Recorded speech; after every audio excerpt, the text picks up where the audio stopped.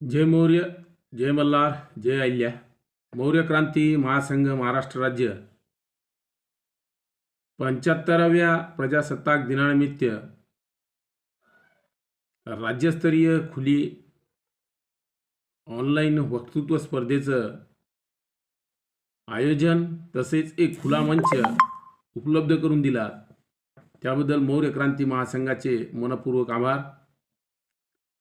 या वक्तृत्व स्पर्धेसाठी विविध विषयांवर आपले विचार व्यक्त करायचे आहेत. त्यापैकी एक विषय शिक्षणाकडून समृद्धीकडे या विषयावर मी माझे विचार व्यक्त करतोय. आपणास आवडले तर लाईक आणि शेअर जरूर करा. ज्ञान नाही, विद्या नाही, ते घेण्याची गोडी नाही, बुद्धी असून चालत नाही, तयाच मानव म्हणावे का, असं आपल्या काव्यातून सांगणाऱ्या क्रांतिज्योती सावित्रीबाई फुले. शिक्षणाच्या अभावामुळे माणूस आणि पशु यामध्ये काहीही फरक असणार नाही. शिक्षणाचा अभाव म्हणजेच तो पशु समान असेल. शिक्षणामुळे आपल्याला चांगलं आणि वाईट यातला फरक कळतो. शिक्षणामुळे आपल्याला खरं आणि खोट्यातला फरक कळतो. शिक्षणामुळे आपल्याला श्रद्धा आणि अंधश्रद्धा यातला फरक कळतो. शिक्षणामुळे आपल्याला धर्म आणि अधर्म कळतो.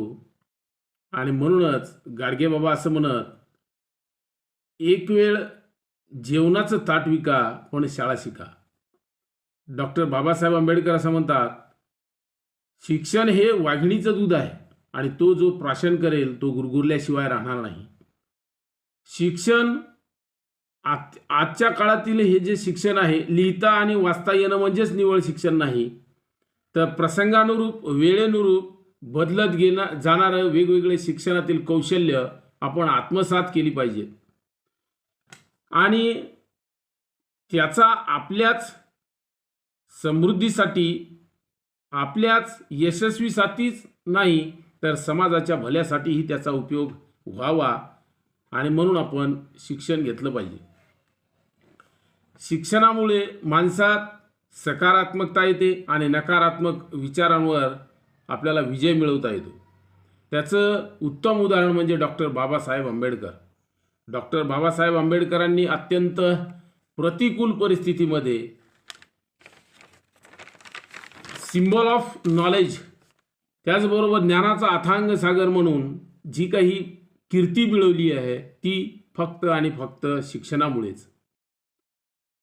डॉक्टर बाबासाहेब आंबेडकरांचा जो विचार होता की माझं शिक्षण हे माझ्या समाजाच्या उपयोगासाठी यावं आणि असंच शिक्षण आपण घेऊन आपल्या प्रगतीसोबतच आपल्या समाजाचीही प्रगती कशी होईल याचाही विचार होणं गरजेचं आहे. ज्या पद्धतीनं शरीर शुद्ध करण्यासाठी पाणी आणि आपण साबणाचा वापर करतो, त्याच पद्धतीनं आपले विचार आणि मन शुद्ध करण्यासाठी पुस्तक म्हणजेच शिक्षणाची गरज आहे. पुस्तक जरी बोलत नसतील, पुस्तक जरी मुके वाटत असतील, तरी ते मुक्या असलेल्या माणसांना बोलायला लावतात. पुस्तक जरी कपाटामध्ये असतील, पुस्तक जरी जमिनीवर असतील, तरी ते तुम्हाला उंच यशाच्या शिखरावर उडण्याचं बळ देत असतात. आणि आज बऱ्याच अंशी असा एक गैरसमज आहे की शिक्षणानं कुठं नोकरी लागते. नोकरीपुरतंच जर तुम्ही शिक्षण घेत असाल तर त्यातून फक्त एक नोकर वर्ग तयार होईल, गुलाम तयार होतील, मालक तयार होणार नाहीत.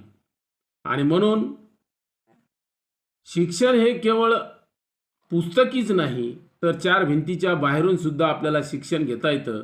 या पद्धतीनं गाडगेबाबा आहेत, अण्णाभाऊ साठे आहेत, त्यानंतर APJ अब्दुल कलाम, त्यानंतर थॉमस एडिसन आहे.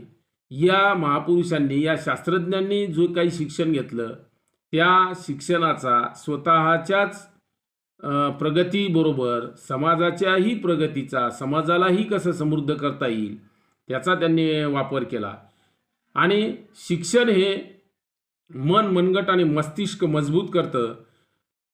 मजबूत झालेलं मस्तक हे कुणापुढेही नतमस्तक होत नाही. आणि जो शिक्षित आहे तो स्वतःचा स्वाभिमान अभिमान जागृत निर्माण करतं आणि त्याचबरोबर आपल्यामध्ये येणारे जे नकारात्मक विचार आहेत त्या विचारावर सुद्धा आपल्याला विजय मिळवता येतो. शिक्षणामुळेच समृद्धीकडे जाता येतं.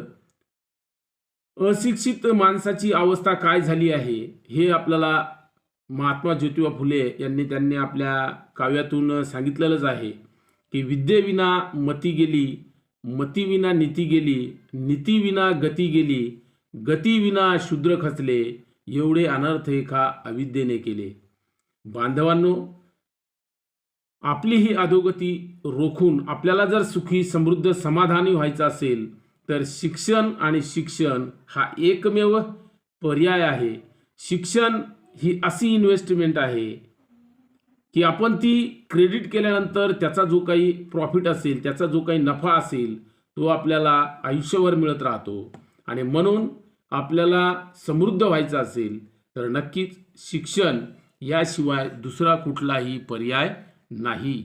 मौर्य क्रांती महासंघानं ही जी काही खुला मंच उपलब्ध करून दिला त्याबद्दल त्यांचे मनपूर्वक आभार. धन्यवाद.